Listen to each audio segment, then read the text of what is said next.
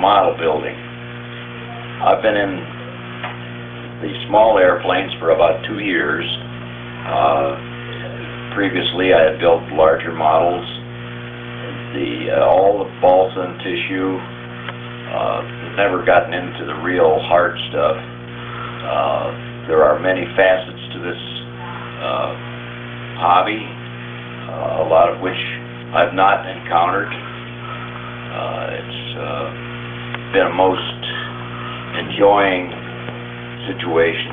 Got a lot of good friends, met a lot of neat people. Wish that we could help a few kids, hoping that maybe there's some of you out there that might be interested in this.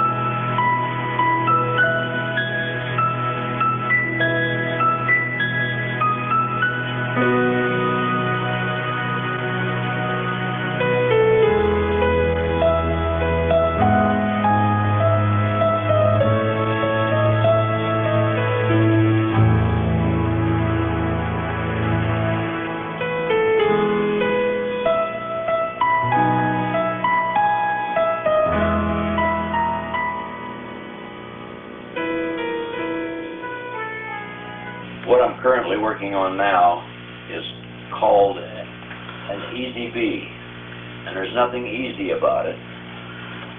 This model will weigh approximately 1.2 grams when it's completed, and I'm making another wing. The cross-section of this balsa is generally about 30 to 40 thousandths. The wing ribs, 32 thousandths. That's about 4 times the width of a human hair. The balsa is the lightest known wood, basically grown in Ecuador. There aren't too many sources for it, and it's a very unique wood in that they used it in flotation devices and that sort of thing, World War II. This happens to be the stab or tail surface, part of the feathers. This is a penny plane. It's so called because it's the weight of the old copper penny, 3.1 gram. This is without the rubber. This is the way most of these models are weighted and talked about. This is a propeller. I have 9 propellers. I have 5 airplanes, and the propeller itself, I mark usually the pitch and also the weight, so that I know that I want this to fly with ballast at 3.1 grams. I don't want to waste anything. I've learned to build light, but at the same time, there's no point in having to add ballast because you can incorporate the strength of the airplane with a little stronger balsa. And this turns at about probably 60 to 80 RPM, revolutions per minute, depending on the rubber used, whether it's at the beginning of the wind or the end of the wind. This particular airplane, I flew at Kent in a regional contest and got 3rd place. Actually, the time was 10 minutes, 26 seconds. I just had a friend go to the Nationals at Johnson City, Tennessee, and I think that the best time there was something like 16 minutes. So I'm way off. I have a ways to go yet. But I increased my time 2 minutes over the last year. Last year was the first time I competed. Left time. You got to put that incident back in it. Then, if it's climbing too fast, now you're ready for the next thing. The trim was perfect. You need down. You need a little. You need to take your. You need a little more. But the trim was pretty good, but you could have used the down thrust to keep it down instead of having the prop thrust. And you'll see that your time, even though you have more turns in it, the 8 minutes is like, you must have maxed out everything. The last time, though, I had more time. I had a minute and a half more time with that incident down than the time before, with the same number of turns and everything. Because when it came down, it just stayed the same place all the time. I mean, it just was beautiful. It's looking good, but see, it's flying too flat. See, when it's flying flat, it's fast. I never hit the ceiling. Well, if you do 8 minutes... Good to see you.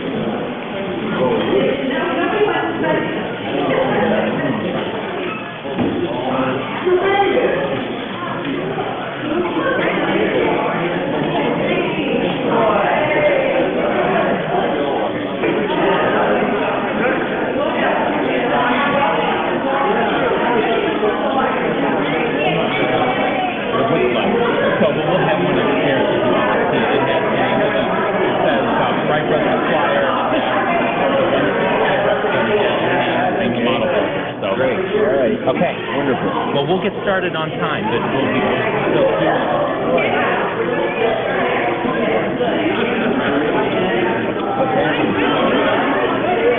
After a long, hard dancing off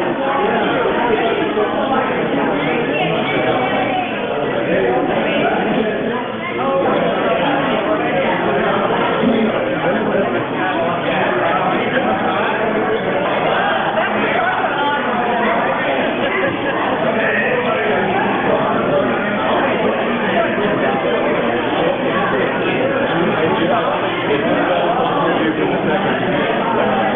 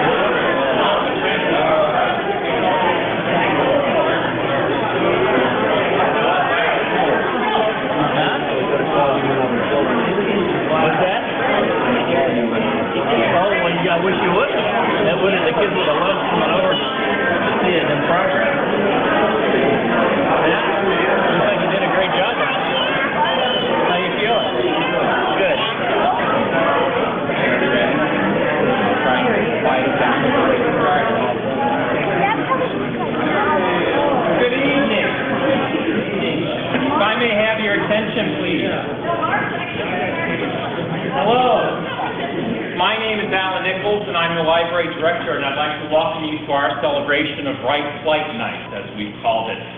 Tonight, the library commemorates a couple of accomplishments. First, and perhaps most notably, the efforts of the Wright brothers 100 years ago this week.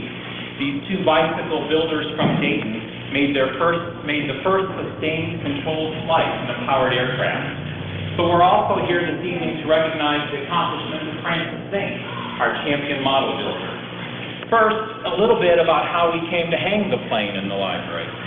Purchase of the flyer was the brainchild of Mayor Caesar and Linda Carino and Board of Trustee member Frank Jedlick, who thought that it would be a great addition to the new library building, as well as the celebration of Ohio's bicentennial and the centennial of the first flight. The model is an exact 1/6, 7-foot replica of the 1903 Wright flyer. Thanks to Tom Baldwin, the replica even has a pilot. Mr. Baldwin carved a replica of Orville Wright, who is right now in the captain's seat. This project would not have taken flight, however, without the expertise and manpower of model builder Mr. Zink.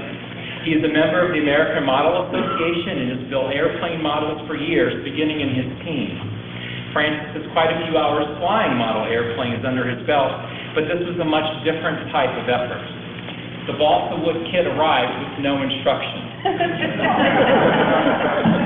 He will be able to tell you much more precisely, but the project took 300 to 400 hours to complete, and he spent a good portion of that time planning out the sequence of construction and figuring out which part goes first, something I could not have done.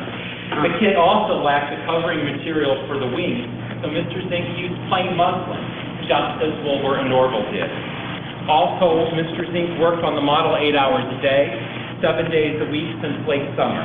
It's been a true labor of love, and we appreciate his dedication. His efforts didn't end, however, after completing the plane.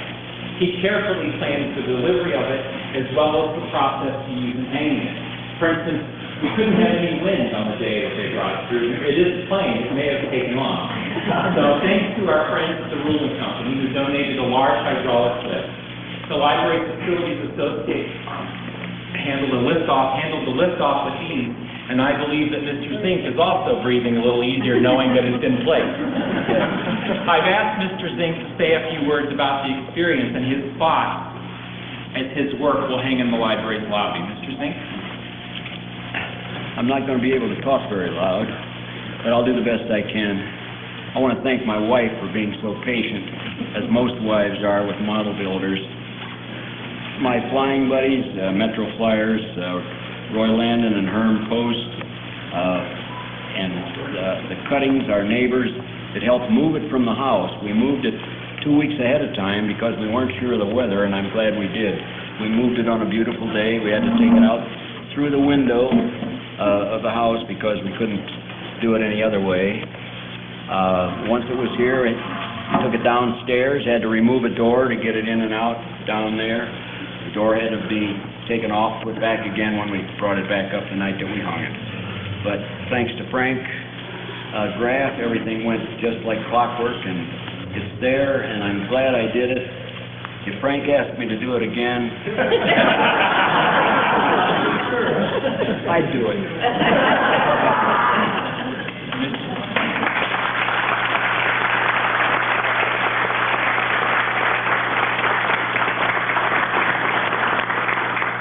Now I'd like to introduce Mayor Caesar Carino, who'd like to say a few words.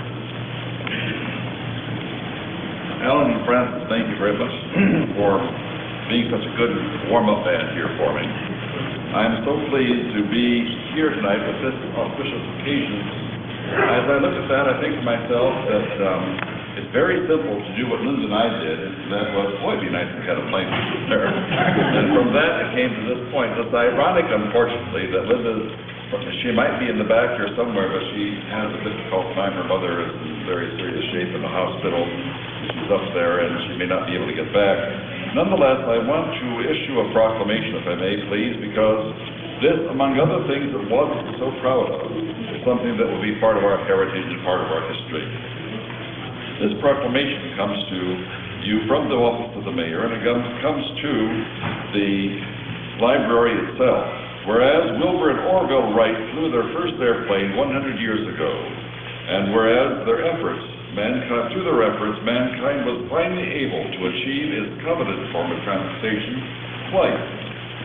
And whereas, in the centenary of the historic event of Kitty Hawk, North Carolina, and whereas the Wadsworth Public Library is memorializing the significant anniversary of the first flight by hanging a model of the Kitty Hawk in the tower of the library, and whereas by so doing, the City of Wadsworth acknowledges the importance of this behemoth invention, now therefore, be it known that all the City of Wadsworth extends its gratitude to the Wadsworth Public Library for taking the leadership role in commemorating flight by commissioning Francis Zink to construct a replica of the first airplane for all to enjoy, signed and sealed, December 2003, Caesar A. Carino, Mayor.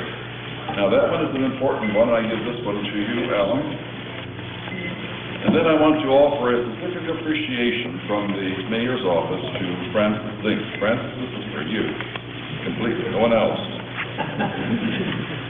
Whereas on December 15, 2003, the Wadsworth Public Library will commemorate the 100th anniversary of Orville and Wilbur Wright's first powered flight with Wright Flight Night. And whereas Mr. Francis Zink was extremely generous in assembling a 7-foot model of the 1903 Wright Flyer to be installed in the lobby for all visitors to enjoy.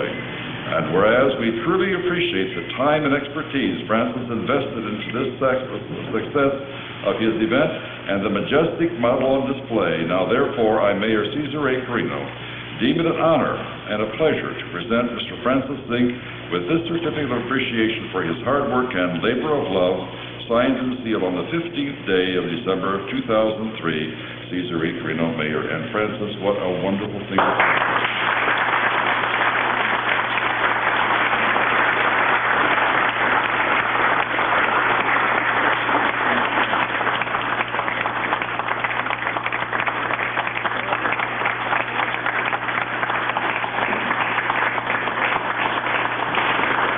Thank you, Mayor, and thank you to each of you for attending this evening, and a very special thank you to Mr. Zink. Please feel free to stay a while and look at the replica. It may be viewed at eye level from the children's room window. Go around the corner and up the stairs or the elevator. Also, we have punch and cookies in our meeting room, as well as model airplanes for everyone to take with them. So please enjoy the evening, our little celebration of the Wright brothers and Francis Zink. Thank you very much.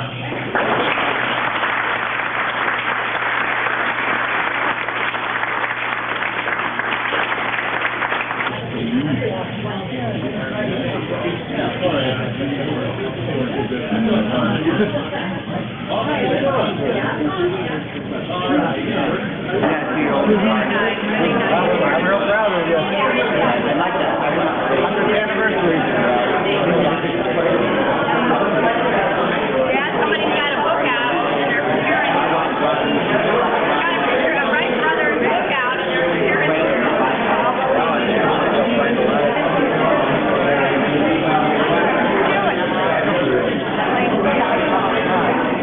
Hi, how are you?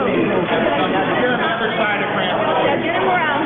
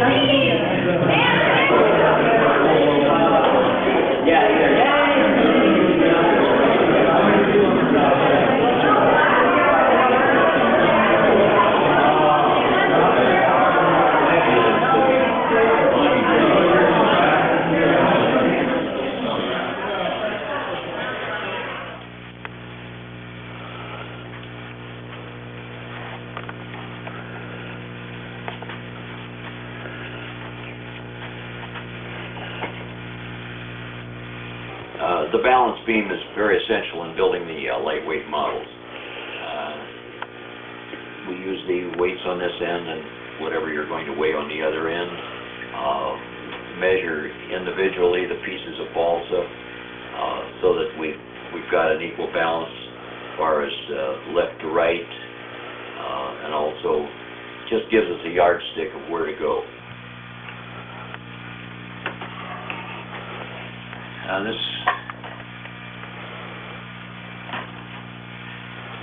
This is a Waco SRE. This should be a very lightweight model. Is a very lightweight model. Actually, I didn't go by the plans. I've decreased. They call for 1/16 inch framework, and I've made it less than a 32nd. But I have added extra formers. The reason you do that is that you get sag in between, and this will be strong enough, we hope anyway, to get done with it, to not collapse when we put the rubber bands on. Nose piece. This nose block is very essential because that holds the propeller, and actually we can also trim the model by cocking it up sideways for left thrust, down thrust, and so on. The wings will be mounted thus. There will be wheel pants. So when it's finished, it'll be a pretty nice looking airplane.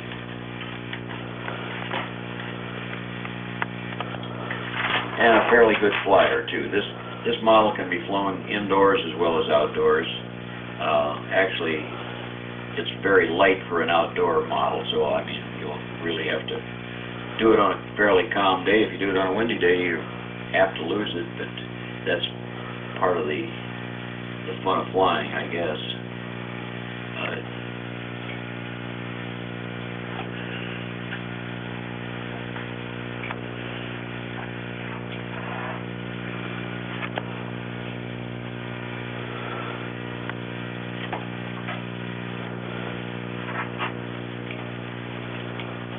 This is a peanut scale, meaning classed at 13-inch wingspan.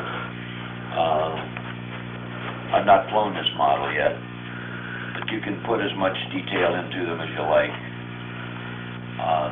They fly pretty well outside, probably for a minute, 30 seconds to a minute is all, but there's enough torque that once you get a little bit of altitude, that it's going to glide then, and the air currents are going to carry it maybe a mile away and maybe forever.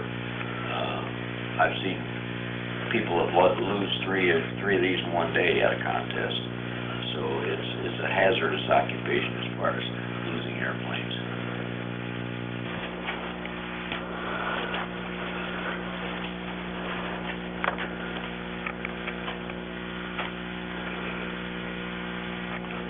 Okay.